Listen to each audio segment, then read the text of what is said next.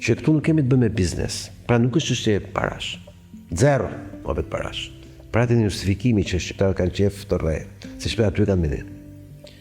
Për mendimin tim ka filluar të kuptohet ndërkombëtarisht që ky po punon për të rrënuar pozicionin e Shqipërisë në nivel gjeopolitik ndërkombëtar. Sepse si e vetmja rrugë për të marrë punë me këtë vend. Pra duke ja ulur vlerën e Shqipërisë, ky redukton reaksionin ndaj zhbërjes së Shqipërisë. Se ka vlerën e ulur, nuk den më. Ma punë modhe çfarë bëhet në Shqipëri.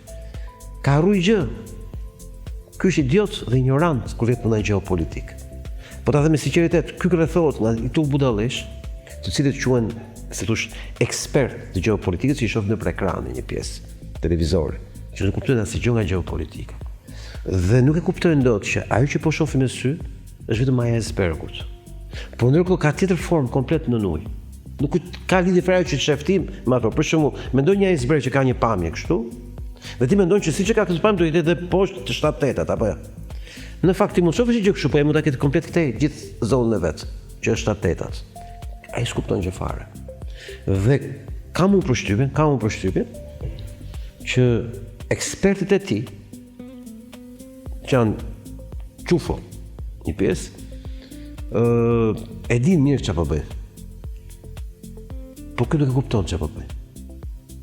Ta them pse e them të gjë. Qufot kanë detyrë të thonë atë që i thërë Ramës. Problemi është që atyre nuk ja u ndjen fare për Ramën. Më beso këtë që po them. Se ja u ndjen fare.